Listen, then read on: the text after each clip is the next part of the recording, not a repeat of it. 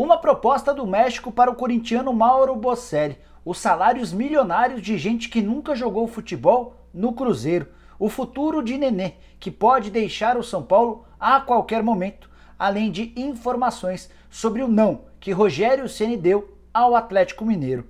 É sobre tudo isso que eu vou falar no vídeo de hoje do canal do Nicola.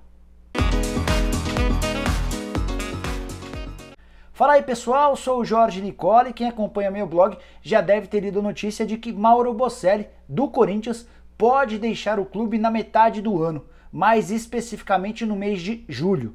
E essa notícia foi divulgada depois que uma fonte minha da diretoria do Corinthians me contou que um clube do México procurou o Boselli.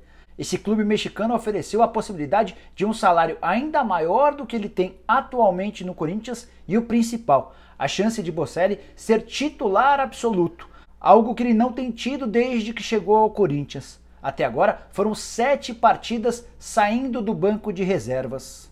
O Boselli procurou recentemente a comissão técnica do Corinthians para falar a respeito desse interesse do time mexicano, cujo nome não foi revelado. E o Fábio Carille e outros membros da diretoria pediram um pouco mais de calma para o Boselli, alegando que ele vai ter oportunidades daqui para frente. Era difícil escalar o Boselli como titular, levando em consideração o ótimo momento do Gustavo no início da temporada. Essa boa fase do Gustavo parece ter acabado e ele já não marca gols desde 24 de março, quando fez um no jogo contra a Ferroviária pelo Campeonato Paulista. O Boselli, inclusive, foi titular do Corinthians na vitória por 2-0 contra a Chapecoense, que garantiu a classificação alvinegra para a próxima fase. O Boselli tem contrato com o Corinthians até dezembro de 2020, então, caso queira de fato sair, ou ele vai precisar da autorização do Corinthians para sair de graça, ou o clube mexicano terá de desembolsar um bom dinheiro. A grande questão é, o Corinthians será capaz de convencer o Boselli de que ele terá um papel decisivo no segundo semestre de 2019, mesmo diante da concorrência com Wagner Love e Gustavo? Isso só o tempo dirá.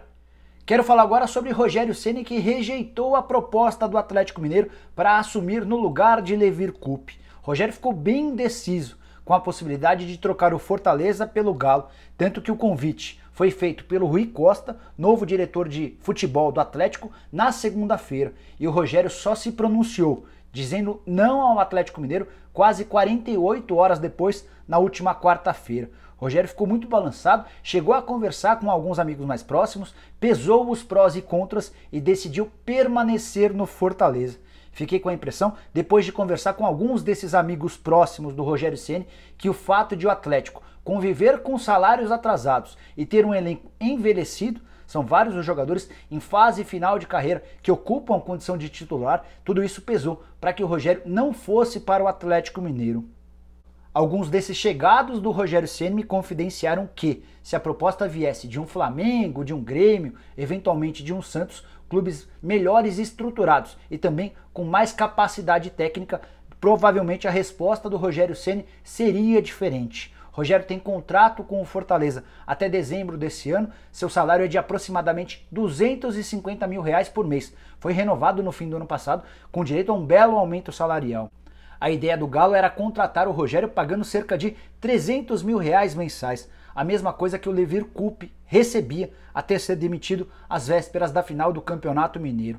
E o Rogério Ceni já se tornou a 4ª tentativa frustrada do Galo de repor a saída do Levir Coupe. O primeiro nome pretendido foi o do Thiago Nunes, técnico do Atlético Paranaense, e o Thiago conseguiu um belo aumento salarial para permanecer no Furacão. Ele recebia 120 mil, teve essa oferta também de 300 mil do Galo, o Atlético Paranaense aumentou seu salário para 200 mil e o Thiago desistiu de se mudar para Minas Gerais. Depois o Atlético fez uma consulta ao Jorge Sampaoli dos Santos e a conversa nem prosseguiu porque o argentino disse que não trocaria o Peixe pelo Galo. Na sequência, o Atlético Mineiro fez uma consulta a Juan Carlos Osorio, técnico colombiano que trabalhou recentemente pelas seleções do México e do Paraguai, mas a pedida do Osorio assustou a diretoria do Galo. Então não houve sequer uma proposta oficial porque o Galo considerou o valor completamente fora de sua realidade. Restava então a possibilidade de Rogério Ceni, mas não houve acordo. Um dirigente do Atlético me confidenciou via WhatsApp que o BKSS, que fez ótimo trabalho no vice-campeonato do Defensa e Justiça no campeonato argentino, foi oferecido, mas não agradou num primeiro momento.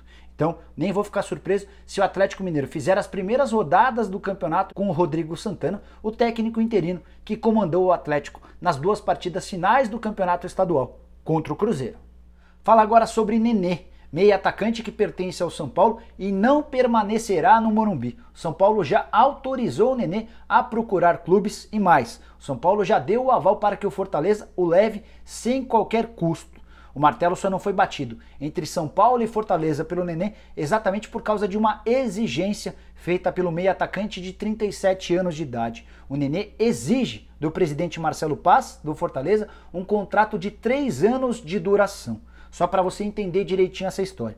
O Nenê ganha mais ou menos 350 mil reais por mês no São Paulo.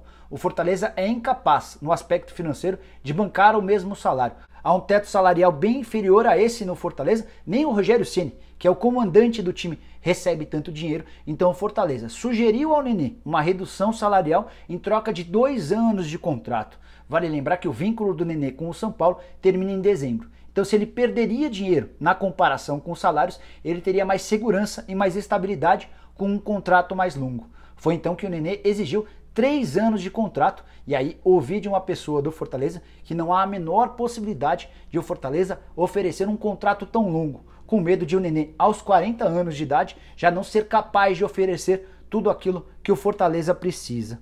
O Rogério Ceni é um dos grandes defensores do Nenê no Fortaleza. O Rogério entende que ele pode acrescentar muito na condução da bola e criação de jogadas, além da bola parada, uma das especialidades do Nenê. Para fechar o vídeo, eu queria falar sobre salários astronômicos no Cruzeiro.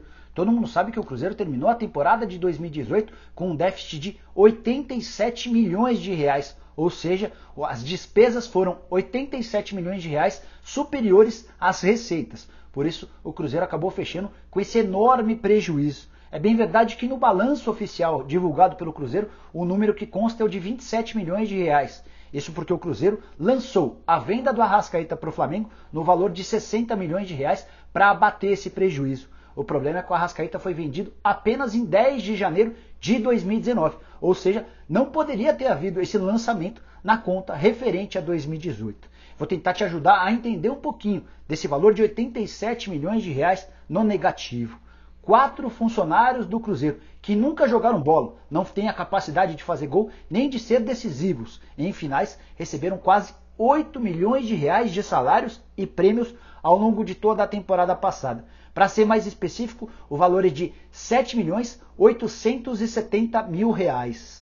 O dono do maior vencimento é Itair Machado, vice-presidente de futebol da Raposa. Ele embolsou 4 milhões e 200 mil reais entre salários, direitos de imagem, luvas e premiações. Vale lembrar que no Cruzeiro há uma série de bônus previstos em caso de conquistas e o Itair venceu na temporada passada o Campeonato Mineiro e a Copa do Brasil.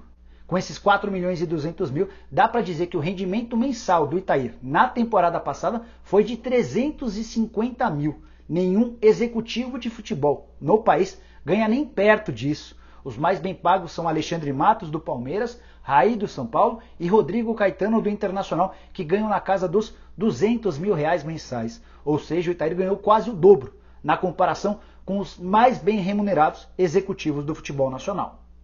Além de Itair, chama a atenção o vencimento de Serginho Alterosa, como é conhecido um ex-comentarista da TV Alterosa, lá em Minas Gerais. O Serginho foi contratado como diretor-geral do Cruzeiro. Embora nunca tenha trabalhado com o futebol diretamente em nenhum clube, ele teve vencimentos que totalizaram 1 milhão e 900 mil reais ao longo de toda a temporada. Estamos falando de vencimentos na casa dos 158 mil reais por mês. Eu perguntei para o Serginho como é que ele via todo esse custo, e o Serginho disse que uma série de benefícios foram trazidos ao Cruzeiro por ele. Mas é difícil imaginar que um diretor-geral sem qualquer especialização ou experiência em outros clubes seja capaz de gerar tanta receita. O Cruzeiro ainda bancou para o seu chefe do departamento médico, Sérgio Campolina, o valor de 927 mil reais pela temporada.